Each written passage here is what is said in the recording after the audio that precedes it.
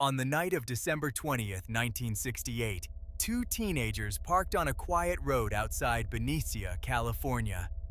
David Faraday was 17. Betty Lou Jensen was 16. It was their first date. A car pulled up behind them. The driver stepped out and, without warning, opened fire. David was shot in the head. Betty Lou made it 10 feet before 5 bullets struck her back. There was no robbery, no motive anyone could explain. Just two kids, dead on a cold December night. 7 months later, a man called the Vallejo Police Department from a payphone. He said, and I quote, "I also killed those kids last year." Then, he hung up, and then he started writing letters. He called himself the Zodiac. July 4th, 1969, just after midnight, Independence Day. But there would be no celebration. Darlene Ferrin, 22, and Michael Mageau, 19, were sitting in Darlene's car in the parking lot of Blue Rock Springs Park in Vallejo. A car pulled up beside them, sat there, then drove away. Minutes later, it came back. A man walked up to the passenger side with a flashlight. He didn't say a word. He raised a 9mm handgun and fired 5 rounds into the car. Both victims were hit. The shooter walked back to his car. Then he heard Michael moaning, and he came back. He fired 4 more rounds. Darlene Ferrin died at Kaiser Foundation Hospital. Michael Mageau, despite being shot in the jaw, knee, and shoulder, survived. 40 minutes later, the Vallejo police received a phone call. A calm voice said, "I want to report a murder. If you go 1 mile east on Columbus Parkway to a public park, you will find the kids in a brown car. They were shot with a 9mm Luger. I also killed those kids last year. Goodbye." The caller was never traced. On August 1st, 1969, 3 Bay Area newspapers, the San Francisco Chronicle, the San Francisco Examiner, and the Vallejo Times-Herald, each received a handwritten letter. Each letter contained 1/3 of a 408 symbol cryptogram. The writer claimed credit for the Benicia and Vallejo attacks.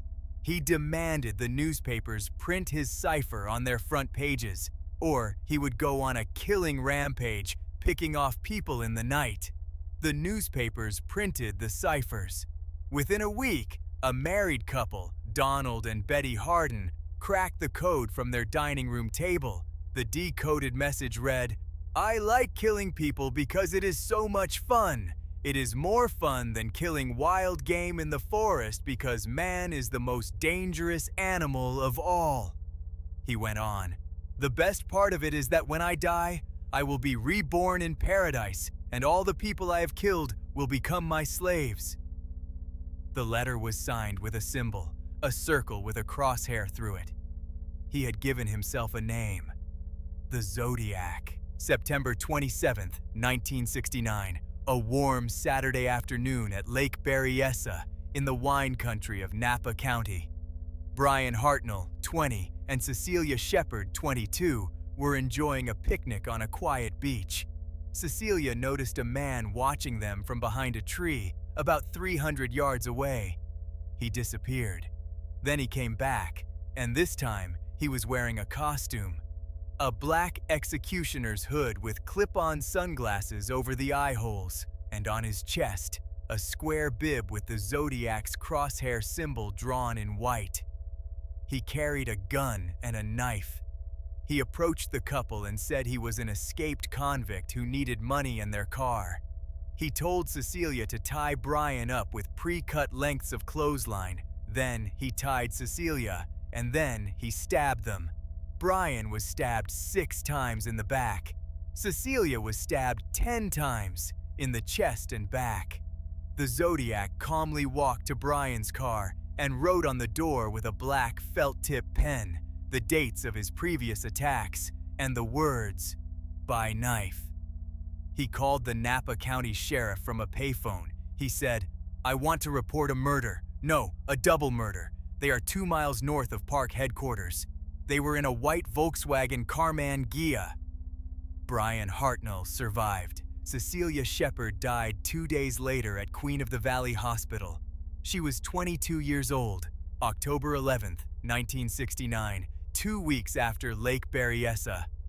Around 9:40 p.m. in downtown San Francisco, a man hailed a yellow cab driven by Paul Stein, a 29-year-old graduate student working nights. The passenger gave a destination in Presidio Heights. When the cab arrived at Washington and Maple Streets, he asked to go one more block. At Washington and Cherry, the man shot Paul Stein in the head with a handgun. Then, he did something no one expected. He got out.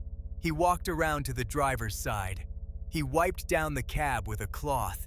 He tore a piece of Paul Stein's blood-soaked shirt, and he took it with him. 3 teenagers watched the entire murder from a window directly across the street. They called the police. 2 SFPD officers arrived within minutes. They saw a white male walking away from the cab, calmly, with no urgency. They stopped him and asked if he'd seen anything unusual. The man pointed down the street and kept walking. The officers let him go. It was later determined that a dispatch error described the suspect as a black male.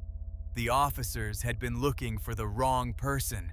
They had spoken to the Zodiac and let him walk away. After the Stein murder, the letters intensified. The Zodiac mailed a piece of Paul Stein's bloody shirt to the San Francisco Chronicle as proof. He wrote, "I am the murderer of the taxi driver over by Washington Street and Maple Street last night." Over the next 5 years, the Zodiac sent more than 20 letters to newspapers, police departments, and even individual journalists and lawyers. He taunted investigators. He claimed to have killed 37 people, far more than the 5 confirmed victims. He mailed 4 cryptograms in total. The first, the 408 symbol cipher, was cracked in 1969 by the Hardens. The second, a 340 symbol cipher known as Z340, resisted every attempt at decryption for 51 years. In December 2020, a team of 3 codebreakers, David Oranchak, Sam Blake, and Jarl Van Eyck, finally cracked it using sophisticated computer algorithms. The decoded message read, "I hope you are having lots of fun in trying to catch me. I am not afraid of the gas chamber because it will send me to paradise all the sooner because I now have enough slaves to work for me." Even in cipher, the Zodiac was mocking them. The remaining 2 ciphers, Z13 and Z32, have never been solved. His last confirmed letter arrived at the Chronicle on January 29, 1974. After that, silence. Over the decades, more than 2,500 suspects were investigated. Tips poured in by the thousands. But one name surfaced more than any other: Arthur Lee Allen. Allen was a former schoolteacher and convicted child molester living in Vallejo. In 1971, his friend Donald Cheney told police that Allen had spoken about wanting to kill people and had specifically used the name Zodiac. Police searched his home twice, in 1972 and 1991. They found a Royal typewriter matching the type used in one Zodiac-linked letter. They found the same caliber ammunition used in the Lake Herman Road murders. They found a knife consistent with the weapon used at Lake Berryessa. Allen wore a Zodiac-brand watch with the crosshair symbol on its face, but the evidence was never enough. His fingerprints didn't match prints found on the taxicab. His handwriting didn't match the letters.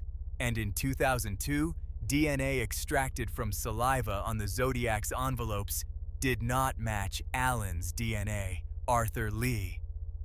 Allen died of a heart attack in 1992 at age 58. He was never charged. To this day, the Zodiac killer has never been identified. 5 confirmed dead, 2 survivors, over 20 letters, 4 cryptograms, 2 still unsolved, 2,500 suspects, 0 arrests. The Zodiac case is one of the longest-running unsolved serial murder investigations in American history. The San Francisco Police Department's case file remains open. He could have been anyone: a military man, a loner, a neighbor. Some investigators believe he stopped killing. Others believe he simply stopped writing and kept going. The truth is, we don't know who the Zodiac was. We don't know if he's still alive. We don't know if he ever faced justice in any form. All we know is what he wrote in that first decoded cipher: "I like killing people because it is so much fun." And then, he vanished. If you've been following this case and have a theory, drop it in the comments.